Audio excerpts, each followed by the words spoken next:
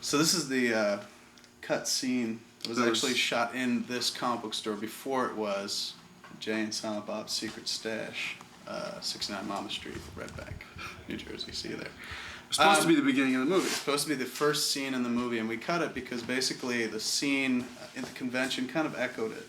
It's Banky getting yelled at and then getting hostile in return. I still think the scene's really funny. It is, and I remember you were cracking up like at Walt. Yeah, I couldn't do the off-camera thing because those guys were making me laugh so much. It was a more professional performer probably. Might have been able to. I thought they should have made that scene a teaser for the movie. I thought so too, and they were going to at one point, and then they didn't. So this is actually one of the first opportunities. A lot of people have to see this cut scene featuring Steve, Dave, and Walt the Fanboy, two characters that were in our second movie. Would you say this scene has anything to do with any comparison in your life with your feelings about Mallrats and the way it was received? Actually, the scene is kind of based on a really harsh review I'd read of Mallrats, and you know, when Steve, Dave, and Walt are kind of quoting how bad the guys Holden and Banky's comic is. It's kind of word for word what the review was, basically. I lifted some journalist review and used it as dialogue. It's a satisfying moment. Yeah. So, but it didn't make the cut of the film, but now it does. So I don't remember whose review that was that I based it on. But I hope they buy Criterion.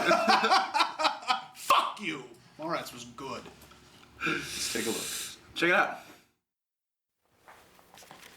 Felt like this fucking day would never come. Issue 2 on the shelf. Yippee.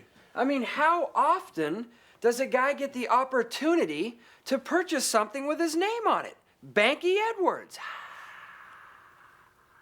Holden McNeil. I know my name.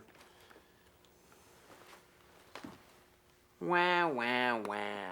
Wah, what? Wah, wah, you. You and your commercial self-loathing. We got nothing to be ashamed of.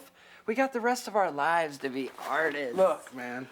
I mean, this is easy, okay? And all I'm saying is, sure, right now it pays the bills, great, but let's just not forget that we're better than this, okay? All right. Okay. All right. But I'll tell you who we are better than.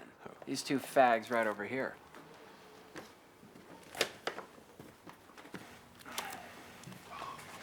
All right, old maids, take a break from the Crazy Eights marathon and ring us up.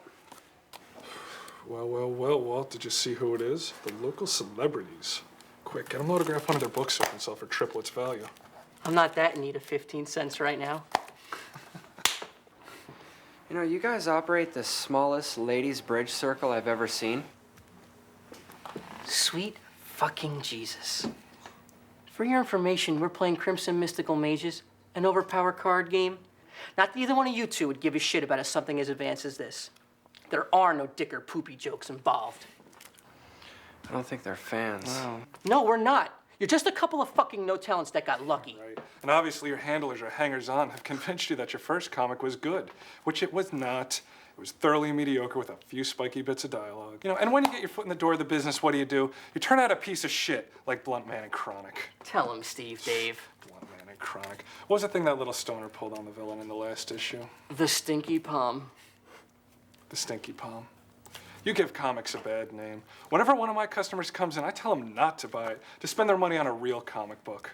Fucking one-hit wonder, dime store Frank Miller's. This is a reality of comicology. You're not gonna get your ass kissed here, because both me and Walt think you suck. And me. I said that.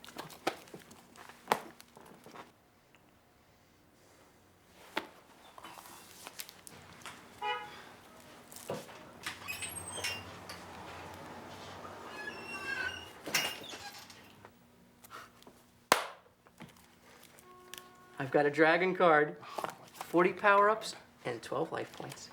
I take your elf card. You're such a bitch. Thankfully, though, I saved the Dark Forces Shaman card for just such an occasion. You suck! 86 life power points to my 22. Right. I schooled their asses, and now I'm schooling yours.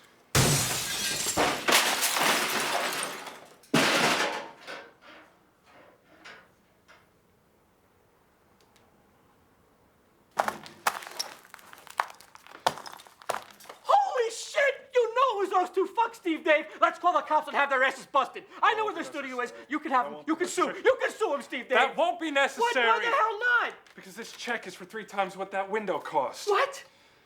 There's a note. Dear critics, thanks for the insight. But like my grandmother always said, fuck them if they can't take a joke. And break their window. Kiss it, Banky the hack. P.S. I'm rich.